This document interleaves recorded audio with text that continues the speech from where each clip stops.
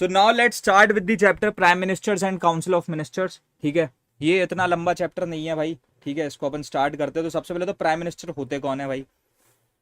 So prime minister, unless like president of India, he is the real head of the country. समझ रहे हो, ये real head है भाई। India is a parliamentary form of government in which the prime minister is the real head of the country. The president is the nominal head.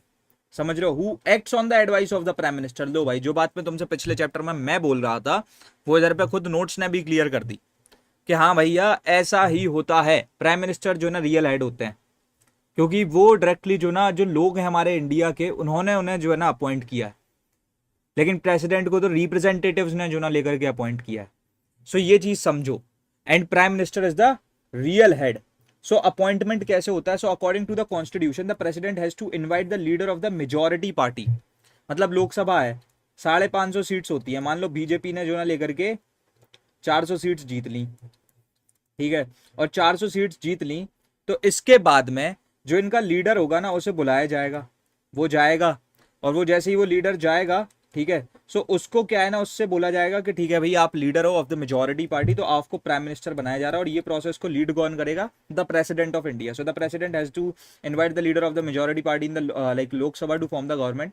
The leader of the leader of the majority party is elected by the party members. वो खुद जो party members होंगे वो खुद elect कर लेंगे। ठीक है, उसमें कोई भी रोल नहीं होता है किसी और का भी। उसके बाद में when no single party gets absolute majority, मान लो किसी के पास नहीं है absolute majority in the Lok Sabha, the president has to invite a person to form the government who can prove majority. तो किसी को प्रेसिडेंट अपॉइंट करते हैं और वो बोलते हैं कि ठीक है आप मेजोरिटी प्रूव करके दिखाओ on the floor of the house. फिर उसके बाद में the leader of the majority party in the Lok Sabha is appointed as the prime minister by the president. और फिर वो जाकर के जो है इंडिया के जो ना लेकर के रियल हेड बनते हैं। फिर इसके बाद में we proceed, so then we have the council of ministers. ठीक है, सो काउंसिल ऑफ मिनिस्टर्स की बात करें, so the council of ministers are appointed by the president on the advice of prime minister. समझ रहे हो, वो जो है बेसिकली एक तरीके से अपॉइंट किए जाते हैं on the advice of like prime minister. जो काउंसिल ऑफ मिनिस्टर्स होते हैं, ये समझ लो कि भाई अब जैसे बीजेपी के तो 400 एमपीज हैं, अब इसमें से इन्होंने क्या करा, इन्होंने जो ना 80 मेंबर्स को उठा लिया और इन्होंने काउंसिल ऑफ मिनिस्टर में डाल दिया। समझ गए, तो मतलब कुछ ऐसे बेसिकली लीडर्स जो प्राइम मिनिस्टर के खास हैं या फिर वो ज्यादा पार्टी के ट्रस्टेड लोग हैं। So according to the convention only the members of the parliament are appointed at like as ministers. ठीक है, लेकिन इस चीज को याद रखना कि अगर किसी एक ऐसे इंसान को जो मेंबर ऑफ पार्लियामेंट नहीं है, जो एमपी नहीं है, उसे मिनिस्टर बनाना है तो वो चीज भी पॉसिबल है। So in case a person who is not a member of the parliament has been appointed as a minister, he must be elected और nominated to the parliament within 6 months। तो वो सिर्फ with in 6 months जो है ना लेकर के उसे अपॉइंट कर लेना चाहिए या फिर इलेक्ट कर लेना चाहिए एज अ एमपी। तो मतलब आप पहले मिनिस्टर बना दो, लेकिन फिर बाद में उसे एमपी भी बनाना ही पड़ेगा। और वो कितने समय के अंदर अंदर बनाना पड़ेगा, विद इन 6 months। ठीक है, from the date of his appointment. There are 3 circles of minister, these are, सबसे पहले तो आ जाते हैं भैया तुम्हारे कैबिनेट मिनिस्टर्स। ये एकदम टॉप लेवल हो गया, सबसे टॉप कि काउंसिल ऑफ मिनिस्टर। जैसे मान लो मैंने एग्जांपल के तौर पे बोला था कि 80 काउंसिल ऑफ मिनिस्टर हैं, तो इसमें से 10 को हमने डाल दिया कैबिनेट में। अब ये कैबिनेट वाले क्या होते हैं, इनके पास बहुत इंपॉर्टेंट पोर्टफोलियोज होते हैं। ठीक है, और ये जो ना जो बहुत इंपॉर्टेंट पोर्टफोलियोज को लाइक जो होल्ड करते हैं ना, ये बेसिकली समझ लो ऐसे हो सकते हैं कि फॉरेन हो गया, ठीक है, लाइक या फिर जो है तुम्हारा एजुकेशन हो गया या डिफेंस हो गया या फिर लाइक मेडिकल हो गया, ठीक है, हेल्थ मिनिस्टर हो गया। मतलब so these are the ministers जिनके पोर्टफोलियोज बहुत इंपॉर्टेंट है। ठीक है, सो अब अगर हम इस हिसाब से आगे बढ़ते हैं, ठीक है, सो मिनिस्टर ऑफ स्टेट्स कौन से होते हैं भैया, इनके पास में जरूरी नहीं है कि कोई पोर्टफोलियो हो या फिर ना हो। सो दे मे और may not have a portfolio, it is up to the prime minister अगर उन्हें जो है उनको बेसिकली जो है कंसल्ट करना है या फिर नहीं करना है। Generally they do not participate in the meetings of the cabinet but may be invited to do सो।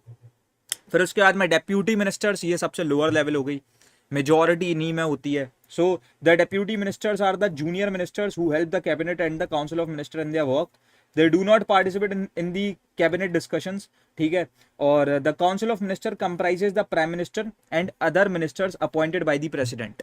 समझ रहे हो, तो ये एक टीम होती है, मतलब बेसिकली जिसमें प्राइम मिनिस्टर लीडर है, मेन सिपाही कौन है, कैबिनेट है, उसके पीछे वाले मिनिस्टर ऑफ स्टेट हैं, और सबसे पीछे वाले जो मेन सेना है वो कौन है, डेप्यूटी मिनिस्टर्स हैं।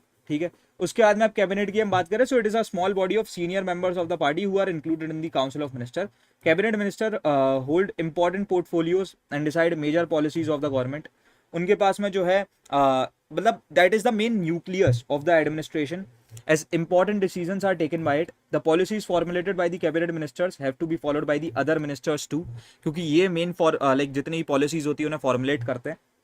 उसके बाद में the prime minister selects the senior and the most trustworthy members of his party and advises the president to appoint them, और फिर वही अपॉइंट होते हैं। इनका टर्म कितना है, वही 5 साल का होता है। So the cabinet and the prime minister are directly responsible to the Lok Sabha and remain in office as long as they enjoy the support of majority members of the parliament. If the Lok Sabha passes a vote of no confidence motion against them, then in that case the council of minister has to resign collectively, फिर उन्हें collectively resign करना पड़ता है। और जो cabinet ministers होते हैं has to take an oath of office and of secrecy. The minister take an oath of neither revealing nor communicating. कोई भी इंफॉर्मेशन जो कैबिनेट के लिए है वो कहीं किसी बाहर वाले से आप कभी भी डिस्कस नहीं कर सकते हो। The salaries and the allowances to the ministers are determined by the parliament from time to time, ठीक है। तो टाइम टू टाइम उन्हें भी जो ना मैनेज किया जाता है। फिर उसके बाद में powers and function of the cabinet. So now talking about the administrative powers. So the cabinet formulates and decides the domestic and international policies of the government, ठीक है। It takes decision on important matters such as defense, finances and foreign affairs. Individual ministers have to consult the cabinet on all important matters, ठीक है। और कभी भी जब भी जो है कोई कैबिनेट मिनिस्टर अगर एक डिसीजन ले लेता है, it is like conveyed to the minister of state and deputy minister who implement the policies with the help of the bureaucracy. मतलब कि वो तो सिर्फ एक मेन जो ना लेकर के पॉलिसी को फॉर्मुलेट कर रहा है, लेकिन उसे एग्जीक्यूट करने का काम किसका होता है, मिनिस्टर ऑफ स्टेट का, डेप्यूटी मिनिस्टर्स का, और जितने भी लाइक ब्यूरोक्रेट्स होते हैं उनका। उसके बाद में cabinet coordinates the working of several departments to implement the policies of the government. उसके साथ साथ जितने भी इंपॉर्टेंट लाइक अपॉइंटमेंट्स होते हैं ना मेड बाय द प्रेसिडेंट, तो वो सब कुछ कैबिनेट की रिकमेंडेशन के बाद होते हैं under the like leadership of the prime minister. जजेस of the supreme court, high court, या फिर जो है गवर्नर्स होते हैं, जो चीफ इलेक्शन कमिश्नर्स होते हैं, जो एम्बेसडर्स होते हैं, and other important dignitaries are appointed on the recommendation of the cabinet only. ये चीज़ याद रखना। फिर उसके बाद में अगर हम आगे बढ़े, so now then we have the legislative powers. So most of the bills are introduced by the cabinet in the parliament, ठीक है। The bills introduced by the cabinet are known as the official bills. उनको official bills बोला जाता है क्योंकि वो cabinet introduce कर रही है। The latter is given priority over other private bills, ठीक है। The minister along with the secretaries of the department answer various questions asked to them by the member of the Lok Sabha, ठीक है। उसके बाद में the cabinet minister play an important role in making amendments to the constitution, ठीक है। मतलब जितने भी अमेंडमेंट्स होते हैं ना कॉन्स्टिट्यूशन में, वो बेसिकली कैबिनेट जब सजेस्ट करता है तब होता है। The ministry of parliamentary affairs, a cabinet ministry, decides the summoning of the parliament. The parliament is summoned on the name of the president, but again उसको कौन सजेस्ट करता है, cabinet. The cabinet prepares the president's special address to the parliament, वही उस चीज को prepare करते हैं। The cabinet advises the president to issue ordinances when the parliament is not in session, ठीक है। फाइनेंशियल पावर क्या क्या है भैया, so the financial power basically the finance minister, ठीक है। so the finance minister, the integral part of the cabinet, prepares the annual budget, जो कि पूरे साल की इनकम और एक्सपेंडिचर को जो ना क्लियर करता है for the financial year. The cabinet also regulates the expenditure of the government. It can can present demands for like required grants and for raising necessary income through various legal means, ठीक है। और एक जो money bill होता है ना, वो सिर्फ लोकसभा में इंट्रोड्यूस हो सकता है और उसे मेजरली कौन इंट्रोड्यूस कराता है, कैबिनेट, ठीक है। उसके बाद में इमरजेंसी पावर्स इनकी क्या होती है, so the president can declare a proclamation of national financial और constitutional emergency after receiving such an order in writing by the cabinet. तो अगेन भाई इमरजेंसी पे जिस पे हम सुन रहे थे कि प्रेसिडेंट काम कर रहा है, उस पे भी जो है बेसिकली मेन जो है ना एक रिकमेंडेशन आता है फ्रॉम द कैबिनेट ओनली, ठीक है। उसके बाद में prime minister and president. So prime minister and the president, अब इनका क्या रिलेशन होता है। So the president acts on the advice of the prime minister, again this while the president is the like nominal head, जो prime minister होता है वो real head होता है, ठीक है। उसके बाद में आगे देखें हम तो, so the president summons and prorogues the parliament on the advices of the prime minister only. The cabinet minister are chosen by the president, किसकी एडवाइस पे? प्राइम मिनिस्टर की एडवाइस पे। He advises the president on various appointments made on the post of जजेस of supreme court या high court या governors या फिर कोई भी एम्बेसडर्स होते हैं। प्राइम मिनिस्टर जो है वो एक ब्रिज भी होते हैं between president and the council of ministers, ठीक है, और वो सारी चीज़ों को बीच में कम्युनिकेट करते हैं। अब प्राइम मिनिस्टर और कैबिनेट में जो ना क्या रिलेशन होता है? सो प्राइम मिनिस्टर ऑब्वियसली वो तो पूरे लोकसभा को ही हेड कर रहे हैं बेसिकली, लेकिन अगेन वो अपने कैबिनेट के एकदम मेन लाइक समझ रहे हो मेन चेयर वाले होते हैं। उसके बाद में he allocates like portfolios to his ministers and can also ask for their resignation, अगर वो बोलते हैं तो ऐसा होता भी है। The prime minister coordinates the working of various departments of the cabinet, ठीक है, and also when the prime minister resigns तो उनका पूरा कैबिनेट रिजाइन कर जाता है। फिर उसके बाद में अगर हम आगे बढ़ें, सो प्राइम मिनिस्टर और पार्लियामेंट का क्या रिलेशन है? So as the like prime minister is the leader of the majority party in the Lok Sabha, उनको जो ना leader of the house consider किया जाता है। वो चीफ स्पोक्स पर्सन होता है, वो डिफेंड भी करते हैं अपनी गवर्नमेंट को, बीच में इंटरवीन कर सकते हैं, ठीक है। When the discussions become ugly on issues such as communal tension या फिर स्टेट सेंटर रिलेशनशिप या फिर प्राइस राइज पे, तो वो बीच में इंटरवीन कर सकते हैं और मैटर को एंड भी कर सकते हैं। और ये as a leader of the house क्या है? So the prime minister is the leader of the nation and represents the country in the international affairs, ठीक है। और during national crisis like war हो गई या फिर अपोजिशन पार्टीज जो ना, तब उस केस में उनको पूरा फुल सपोर्ट एक्सटेंड करती है। The prime minister decides on the foreign policy of the country. उसके साथ साथ ही presides over the meetings of the planning commission and the atomic energy commission, ठीक है। तो उस पर ही मेन किनका कंट्रोल होता है? प्राइम मिनिस्टर का। Checks on the powers of the prime minister वो हम कैसे कर सकते हैं? तो उनकी, क्योंकि जो फॉर्मेशन ऑफ गवर्नमेंट है, for the formation of a coalition government the prime minister does not enjoy the complete majority of the house and his position में बिकम लाइक वनरेबल।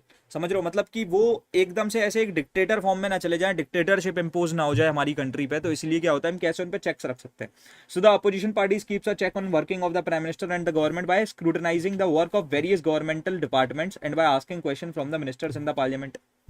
सो वो पार्लियामेंट में सवाल कर सकते हैं। The press and public opinion वो भी prime minister पे हमेशा रहते ही हैं, ठीक है। और प्राइम मिनिस्टर और उनके कैबिनेट की जो ना लेकर के, ये तो मैं तुम्हें ऑलरेडी बता ही चुका हूँ। अब उसके बाद में मेंबर्स ऑफ द कैबिनेट, तो इनकी दो तरीके की रिस्पॉन्सिबिलिटीज होती हैं, एक होती है कलेक्टिव रिस्पॉन्सिबिलिटी और एक होती है इंडिविजुअल रिस्पॉन्सिबिलिटी, ठीक है।